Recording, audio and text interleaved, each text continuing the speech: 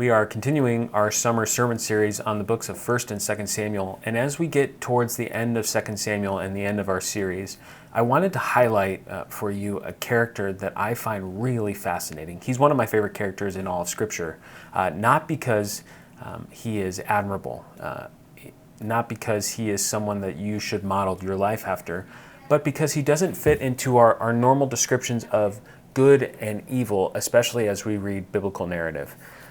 The character's name is Joab, and Joab has played a prominent role in the story of 2 Samuel so far.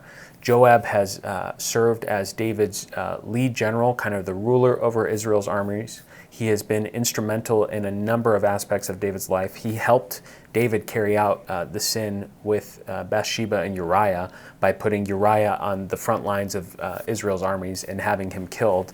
And we've seen him demonstrate this faithfulness to David, and that goes all the way through Absalom's rebellion, through the end of David's reign. But at the same time, even as Joab has demonstrated a faithfulness to David, he has also explicitly disobeyed David a number of times throughout 2 Samuel, regarding Abner, regarding bringing Absalom back, regarding the death of Absalom. We'll see him kill in cold blood Amasa, who David had recently appointed as the leader of Israel's armies, over Joab.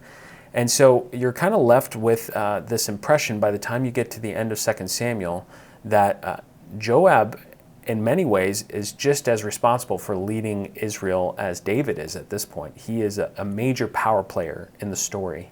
And he's also this really complicated character. And so all of these examples of both Joab's faithfulness, but also Joab's underhandedness in his scheming and conniving are going to come to ahead by the time we get to 1st and 2nd Kings, when the conflict arises between Solomon, the son of Bathsheba and David, and Adonijah, who was also David's son from an earlier marriage.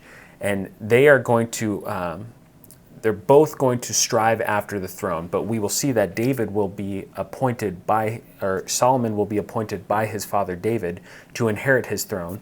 And Adonijah is going to make this play to underhandedly take the throne from Solomon.